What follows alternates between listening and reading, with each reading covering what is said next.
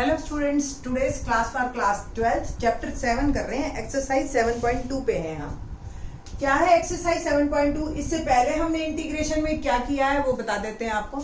Integration में इससे पहले हमने सिर्फ और सिर्फ एंटी डेरिवेटिव मेथड किया था, यानी कि जो डिफरेंशिएशन के हमारे पास फॉर्मूले थे हमने उनका रिवर्स बनाया और उसको यूज किया। सिंपल, कोई भी क्वेश्चन है हमने रिवर्स की फॉर्म में लेके आए। लाइक अगर मेरे पास साइन का इंटीग्रेशन है, जैसे कि cos x है, वो रिवर्स है, cos का माइनस साइन होता है तो साइन का माइनस cos कर दिया हमने, ठीक है।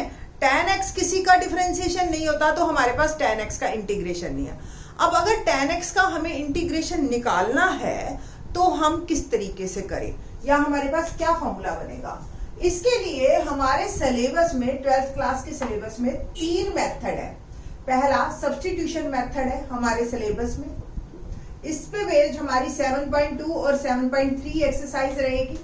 इसके बाद जो नेक्स्ट मेथड है वो हमारे कुछ फॉर्मूलों पे बेस्ड है, वो हम बाद में बताएंगे आपको। मेथड जिसको कहते हैं ना हम, एक है पार्शियल मेथड, इस पे हमारी 7.5 एक्सरसाइज रहेगी। And the last one method जिसको हम बाय पार्ट्स कहते हैं और बाय प्रोडक्ट रूल भी आप कह सकते हो, 7.6 एक्सरसाइज रहेगी। बाकी के क्वेश्चंस इसी से ही बेस्ड हैं हमारे और इसी का ही यूज होएगा। अब पार्शियल में आपका सब्स्टिट्यूशन भी लगेगा और बाय पार्ट्स में फिर पार्शियल और सब्स्टिट्यूशन दोनों लगेंगे। तो इस तरीके से स्टेप बाय स्टेप हम बढ़ेंगे। तो आज जो हम करेंगे वो सब्स्टिट्यूशन मेथड करेंगे, और सब्स्टिट्यूशन मेथड का यूज क्या है उससे हम और फॉर्मूले बना सकते हैं। सपोज मेरे को क्वेश्चन आ गया tan x dx, here integrand is tan x। tan x का इंटीग्रेशन करना है जबकि इसका डिफरेंशिएशन क्या था with respect to x। Clear? Now, tan x can be written as sin x upon cos x dx। अब आप let cos x को t एज्यूम कर लीजिए, सब्स्टिट्यूट करिए, तो cos x का डिफरेंशिएशन क्या होगा? Differentiation with respect to x। cos x का डिफरेंशिएशन होता है minus sine x dt by dx, ठीक है जी। तो dt क्या बना यहां से? माइनस साइन एक्स dx, और साइन एक्स dx को मैं लिख सकती हूं माइनस dt। तो ये जो मेरा i है इसको मैंने i एज्यूम किया, तो मेरा i जो बन गया वो बन गया i, देखो साइन एक्स dx को मैं पुट कर देती हूं माइनस dt, और cos x मेरा क्या आ गया? t।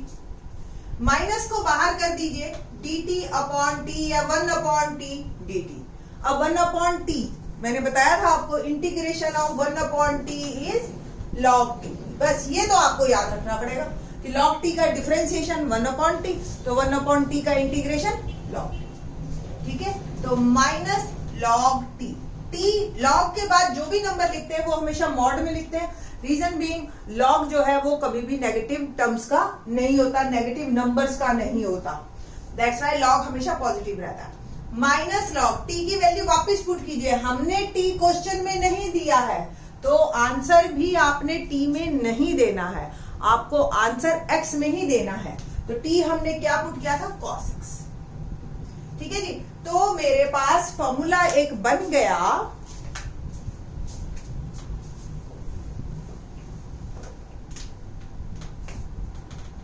Integration of tan x। आगे वाले हम जो है एक्सरसाइजेज में tan x का डायरेक्ट ये फॉर्मूला यूज करेंगे, माइनस लॉग cos x। और इसी को अगर आपको लॉग की प्रॉपर्टीज कुछ ध्यान हो तो लॉग में m log n can be written as log nm। क्या? लॉग में कोई चीज मल्टीप्लाई में हो तो वो पावर में चला जाता है उठ के, या पावर में तो मल्टीप्लाई में आ जाता है, दोनों तरफ से वाइस वर्सा चलता है ये।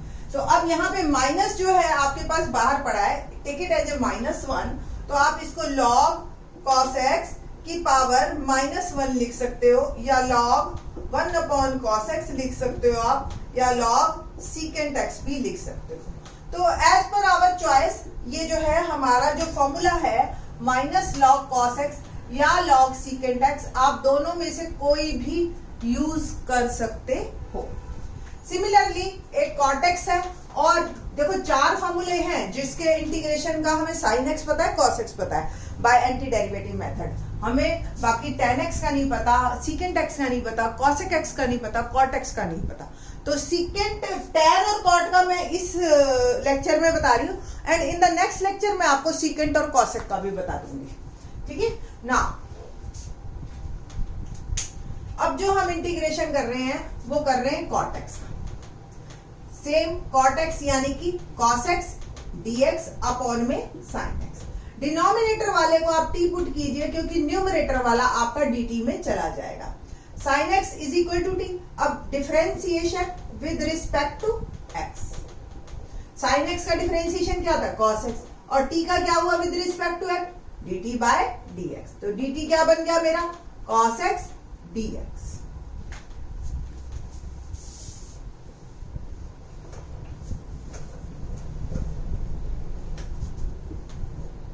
ना cos x dx को आप पुट कर दीजिए dt, और sin x को क्या पुट कर दोगे आप? t। तो once again same situation 1/t dt, यानी कि log t dt, sorry dt का हो गया इंटीग्रेशन, और log t प्लस c, और t की वैल्यू आप क्या डालोगे? आप यहां पे वापस sin x डाल देंगे। ठीक है जी। तो इंटीग्रेशन ऑफ आपका आया cot x is equal to log sin x। Simple. ठीक है। तो log sin x, अब आपको अगर ये cosec x की फॉर्म में चाहिए तो आप इसको माइनस log cosec x भी लिख सकते हैं, बट उसको कोई भी नहीं लिखता, log sin x ही लिखते हैं।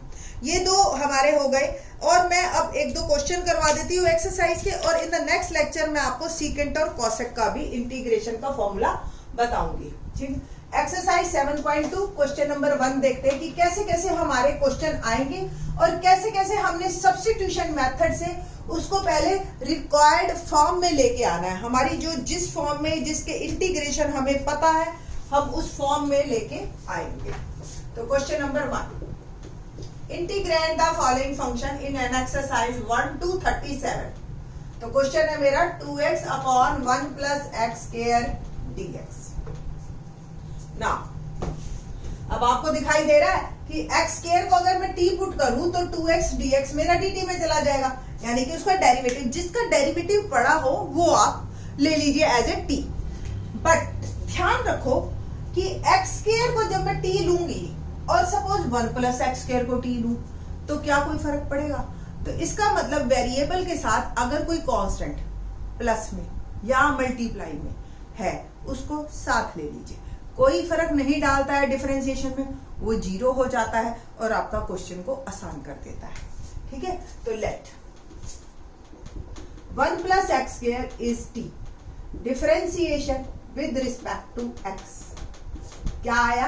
1 का 0, एक्स स्क्वायर का 2x और t का dt बाय dx। तो dt क्या बना मेरा? 2x dx। कुल मिला के ये मेरा चला गया dt में, और ये नीचे वाला एज इट इज मेरा t। अब तो आपको आदत पड़ गई होगी dt बाय t देखने की, है ना। तो dt by t is log t। Mod जरूर लगाना, t की वैल्यू वापस पुट कर दो प्लस c।